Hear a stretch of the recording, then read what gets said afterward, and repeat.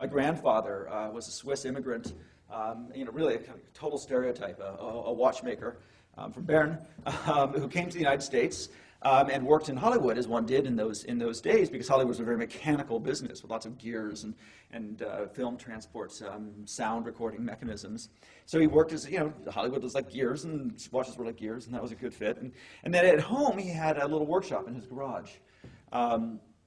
As a child, I would go and spend my summers with him, and he didn't talk much, but he could do amazing things with the metal lathe, and the curlicues would pile up and block them in the same way a sculptor takes a block of marble and chips away the bits that aren't the person. He would take a block of steel and sort of machine away the parts that weren't a four-stroke engine, and it was extraordinary to watch. And while I was there, he invented the automatic sprinkler system.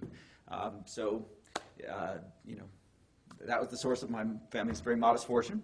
But in those days, if you invented something awesome like the automatic sprinkler system, the only way to get to market was to patent it and then to license the patent to a company who would, a factory, who would then basically do their own thing. They would, you'd lost the control of your technology. You might get ripped off in terms of the economics, but that was just the way to do it. There was no way for an individual to get to market without going through a big company. What's interesting today is if he were to invent this equivalent today, as I'll explain in a minute, I do and people like me do, you don't need to patent and license. You would make it yourself. He would go to Alibaba. He would have the parts manufactured. They'd be assembled by another company. They'd be drop shipped, and he would have not been an inventor. He'd be an entrepreneur, and he would have maintained control and economics and all that sort of thing.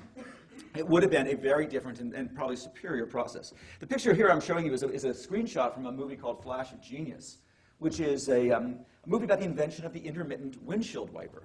Those of you, everything had to be invented once, and there was once a time when windshield wipers went but whether it was raining hard or not.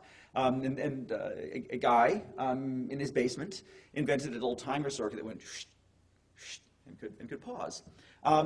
He then decided that he wanted to go from inventor to entrepreneur. And he made a huge mistake, which is that he wanted to own his own destiny. He wanted to maintain control. The only way he could do that is to create his own factory. And so he mortgages he takes a second mortgage on his house, he rents space, he starts the assembling of a factory, forklifts, assembly lines, all this kind of stuff. Years go by, second year, third year. After the fourth year, this factory's still not done, he's mortgaged to the hilt, it's a rainy day, he walks out of his factory to go home. The 1964 Chevy Ford Mustangs are turning the corner to be unveiled at the big press conference in the rain, and their windshield wipers go whoosh, whoosh. And he realizes that his idea has been stolen, he is ruined, bankrupt, he goes crazy, and the movie then proceeds very entertainingly on. The good news, by the way, is in real life, he, almost 20 years later, he successfully sued for patent infringement. At any rate, it was a bad 2 decades for this man because because in those days, to manufacture, you needed to have a factory. That is no longer true. Today, obviously, same deal. Just like my grandfather might, if you were born today, you invent the intermittent windshield wiper, you then sort of say, okay, well, what are the components? We've got a printed circuit board, we've got a motor, we've got some gears, we've got some standard wiper structures. Who makes that? Can they make it for me? Can they customize this bit? Can they package it? Can they drop ship it? And he would have been in business and selling to GM before GM could, if they so wanted, rip them off. It would have been, his smallness would have been an asset, not a liability, because he could get to market more quickly, because he didn't have to build the factory. And therein is the Internet of Things. This is what he would have avoided. Today, there's a proliferation of these emerging sort of micro manufacturing spaces. This is just up the street in San Mateo. This is Tech Shop, for basically a gym model. So for a gym membership cost, I believe it's $100 a month, you become a member of Tech Shop, and all the access to the tools of production, the laser cutters, the plasma cutters, the CNC machines, the electronics, the hot reflow ovens, all that kind of stuff was all there. And these people are all micro micro-manufacturing entrepreneurs. I believe this gentleman right there is making a vapor deposition diamond manufacturing system. These guys here are working on a smart grid electronic elements. They actually make it here. The two guys make their sort of smart grid monitoring technology here, and they put the label ABB on it, because they're actually selling to ABB, who then sells it to their customers. ABB is a huge Swedish defense contractor, and who knows? You buy this from ABB, you have no idea it's made by two dudes at Tech Shop, and so on.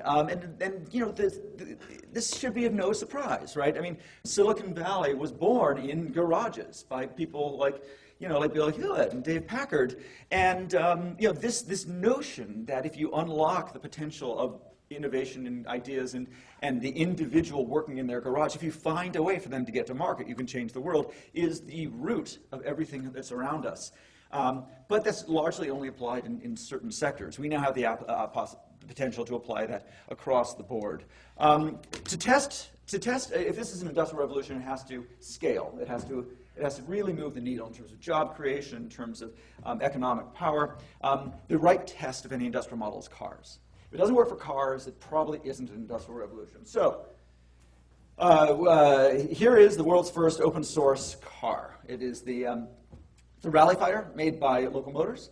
What's open source about it? What does it mean to be an open source car?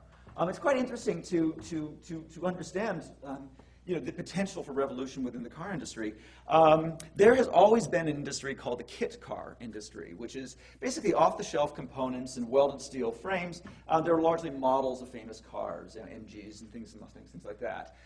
The kit car industry has never gotten more than 10,000 units a year because they're constantly being sued for trademark infringements and things. Because these kit cars are essentially models of famous cars, they are derivative designs, and licensing becomes a huge issue.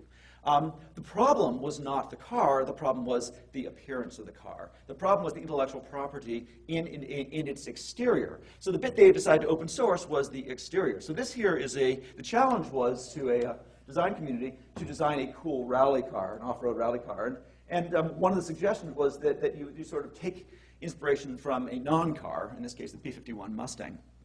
And so a team of several hundred car geeks, for lack of a better word, with a very good collaboration system, sort of went to work, and the winning design was this one. And when I say winning design, of course, this is sort of a overall design, but within the design there are many little designs. This bit and this bit and this bit and that curve and this dimension and this. And so what happens is after they got the sort of the winning design, then everybody went to work rather than sort of say, oh well, I lost, I'm through. They sort of said, okay, what's the next bit that needs my help? I didn't win the overall car design, but my design can win for the rear view mirror, for the exhaust pipe, etc. So people kept having something to do. Now, who are these people?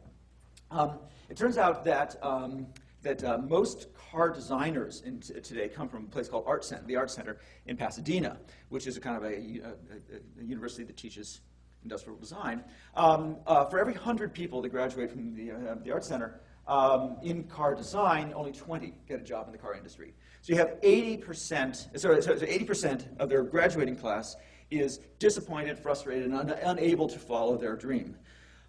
So they went off to do industrial design of something else, chairs or coffee tables.